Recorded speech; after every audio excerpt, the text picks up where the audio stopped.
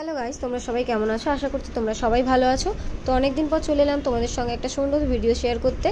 আর আজকে আমি গিয়েছিলাম হচ্ছে পুরী। আর পুরী গিয়ে পুরীর যে সমস্ত বিখ্যাত বিখ্যাত মন্দিরগুলো রয়েছে সেগুলো সমস্তটাই দর্শন করেছিলাম, এবং তার মধ্যে কিছু মন্দিরের দৃশ্য তোমাদের সঙ্গে আমি শেয়ার করলাম।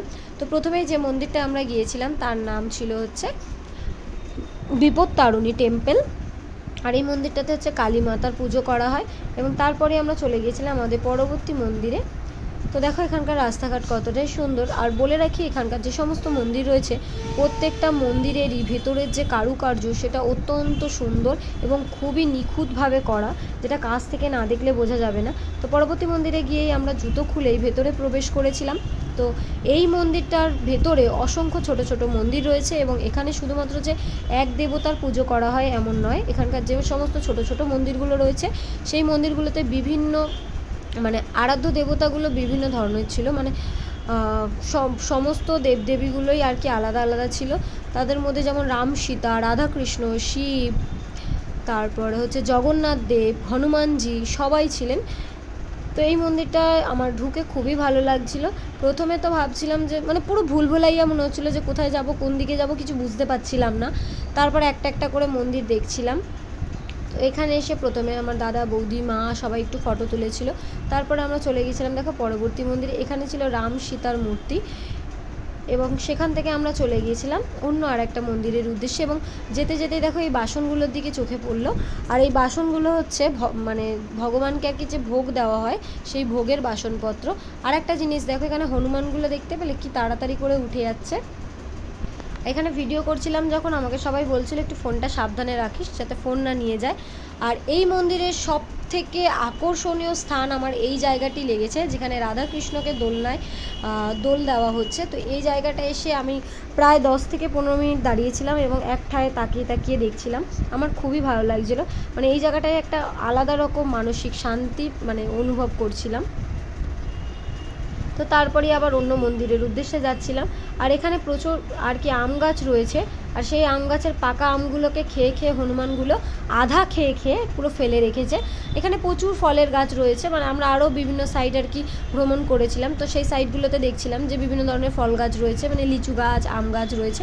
তো সেই গাছগুলোর মালিক মনে হয় না যে ফল খেতে পারে, পুরোটাই হনুমানদের দখলে। আর দেখো এখানেও দেখতে পেলে জগন্নাথ দেবের একটা মন্দির। তারপর দেখো আমরা চলে যাব একটা বৃহৎ আকারের চাকা রয়েছে এখানে, সেটাই দেখতে।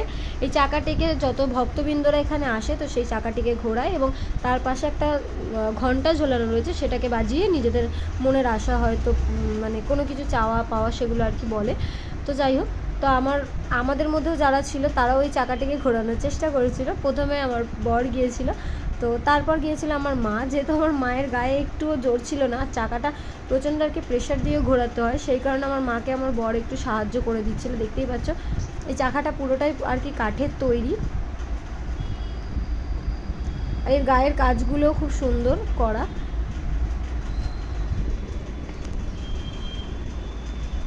তারপরে চাকাটি ঘুরিয়ে আমরা চলে যাচ্ছিলাম অন্য মন্দিরের উদ্দেশ্যে। এখানে আরও 2-3টে মন্দির রয়েছে। মন্দিরগুলো আর কি ভাগ ভাগ করা রয়েছে, ছোট ছোট ছোট ছোট পাট করে রয়েছে। এবং প্রথমেই বললাম যে মন্দিরটা অনেক বড় জায়গা জুড়ে, ঘুরে ঘুরে দেখতে হবে। সেই মতো আমরাও ঘুরে ঘুরে দেখছিলাম। তো এখানে রয়েছিল শ্রী চৈতন্য দেবের একটি মূর্তি, সুন্দর মূর্তি। আর এর উপরের মন্দিরটার উপরের কাজটা কারুকার্যটা অসাধারণ ছিল, সেটাও তোমরা দেখতে পাবে আমার এই ভিডিওতে। দেখো কাজটা কতটা সুন্দর ছিল। এরপর আমরা গিয়েছিলাম হচ্ছে গোশালায়। গোশালায় দেখো কত গোমাতা রয়েছে, আর এরা প্রত্যেকেই খুবই শান্ত। আর এদেরকে দেখো কি সুন্দর আদর করা যায়, খুবই আদুরে। আমি তো ভাবছিলাম যে শিং দিয়ে না গুতিয়ে দেয়, কিন্তু কাউকেই কিছু করেনি। এরা কি সুন্দর আদর খাচ্ছিল ছোট্ট বাচ্চাদের মতো। আর এদের একটা ছোট্ট বাচ্চাও ছিল, বাছুর ছানাটাকে আমরা ডাকছিলাম কিন্তু উঠছিল না, সে ঘুমিয়েছিল। এই যে এইখানে সেই বাছুর ছানাটা তোমরাও দেখতে পাবে। এই দেখো কি সুন্দর দেখতে, কিন্তু দিব্যি লেজ নেড়ে যাচ্ছে। আমরা যে ডাকছি ও লেজ নেড়েই যাচ্ছে, না ঘুরছে না চোখ খুলছে। আর এই গোমাতাগুলোর মধ্যে একজন ছিল কালো কালারের গোমাতা। তো সে নিজে থেকেই মুখটা পুরো তুলে দিয়েছিল আদর খাওয়ার জন্য। আমার মা ওর সাইডে যেতে না যেতেই মুখটা পুরো তুলে দিয়েছিল আদর খাওয়ার জন্য। সেটা কি ভালো লাগছিল দেখতে।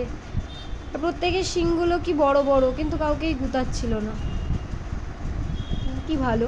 তো এই গোশালা থেকে বেরিয়ে আমরা চলে গেছিলাম আর একটা মন্দিরের উদ্দেশ্যে, এবং এই মন্দিরের আমাদের ভ্রমণ করা এটাই শেষ মন্দির, এরপর আমরা বাইরে বেরিয়ে যাব।